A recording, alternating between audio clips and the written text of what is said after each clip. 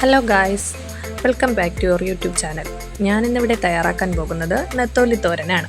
അതിലേക്ക് ആവശ്യമായ സാധനങ്ങൾ: 1 കപ്പ് തേങ്ങ ചിരകിയത്, 1 ടേബിൾ സ്പൂൺ മഞ്ഞൾപ്പൊടി, ജീരകം, 1 സവാള സ്ലൈസ് ചെയ്തത്, 1 ടീസ്പൂൺ മല്ലിപ്പൊടി, 2 ടീസ്പൂൺ മുളക് പൊടി, 4 അല്ലി വെളുത്തുള്ളി, 1 തക്കാളി ചെറുതായി കട്ട് ചെയ്തത്, 150 ഗ്രാം ഉണക്ക നെത്തോലി. നിങ്ങൾക്ക് ഇഷ്ടാനുസരണം നിങ്ങൾ എത്രയാണോ നെത്തോലി എടുക്കുന്നത് അതിനനുസരിച്ച് ഇൻഗ്രീഡിയൻസിൻ്റെ അളവ് കൂട്ടുകയും കുറയ്ക്കുകയും ചെയ്യാവുന്നതാണ്. ഞാനിപ്പോൾ ഇവിടെ 150 ഗ്രാം നെത്തോലി എടുത്തിട്ടുള്ളത് കൊണ്ട് അതിനനുസരിച്ചുള്ള ഇൻഗ്രീഡിയൻസാണ് ഇവിടെ എടുത്തിരിക്കുന്നത്. ഇനി നമുക്ക് ഇതിനായിട്ടുള്ള അരപ്പ് തയ്യാറാക്കാം. ഞാനിവിടെ മിക്സിയിലല്ല ക്രഷ് ചെയ്തെടുക്കുന്നത്. നമുക്ക് കുറച്ചും കൂടി ടേസ്റ്റ് കിട്ടുന്നതിനായി ചതച്ചെടുക്കുകയാണ് ചെയ്യുന്നത്. അതിനായി നമ്മുടെ പക്കലുള്ള ഈ ഇടികല്ല് ഉപയോഗിച്ച് നമുക്കെല്ലാം ഒന്ന് ചതച്ചെടുക്കാം. തേങ്ങ, ജീരകം, മഞ്ഞൾപ്പൊടി, മുളക് പൊടി,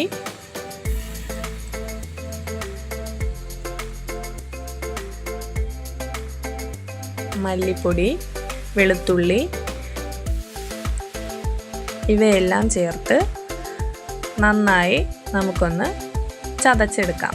ഒരുപാടങ്ങ് ചതഞ്ഞു പോകണ്ട, ചെറിയ രീതിയിലൊന്ന് ചതച്ചെടുത്താൽ മതി. മിക്സിയിൽ വേണമെങ്കിൽ നമുക്കിത് ക്രഷ് ചെയ്തെടുക്കാവുന്നതാണ്. ഞാനിവിടെ ചതച്ചെടുക്കുന്നത് കുറച്ചുകൂടി നാടൻ ടേസ്റ്റ് ലഭിക്കുന്നതിനാണ്.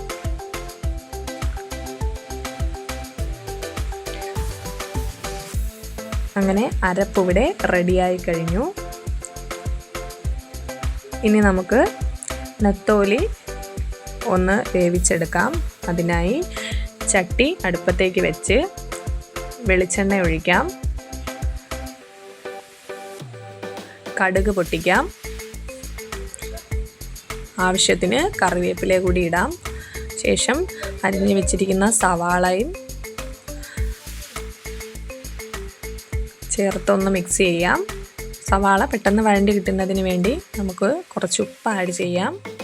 നന്നായി ഒന്ന് മിക്സ് ചെയ്ത് കൊടുക്കാം. അതിനുശേഷം തക്കാളി ഇടാം.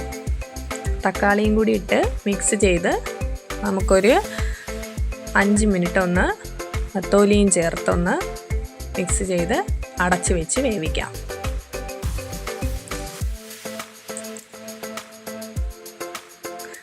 അഞ്ച് മിനിറ്റ് കഴിഞ്ഞ് തുറക്കുമ്പോൾ നെത്തോലിയൊക്കെ നല്ല വെന്ത് സവാളയിൽ നിന്നും തക്കാളിയിൽ നിന്നുമൊക്കെ വെള്ളം ഇറങ്ങി എല്ലാം ഒന്ന് വെന്ത് കിട്ടും. നമുക്ക് അഡീഷണലായിട്ട് ഇത് വേകുന്നതിന് വെള്ളമൊന്നും ചേർക്കേണ്ട കാര്യമില്ല.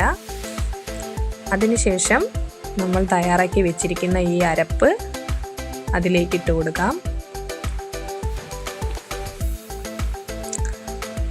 അരപ്പ് നല്ല രീതിയിൽ അരപ്പ് ഒന്ന് ചൂടായി കിട്ടണം.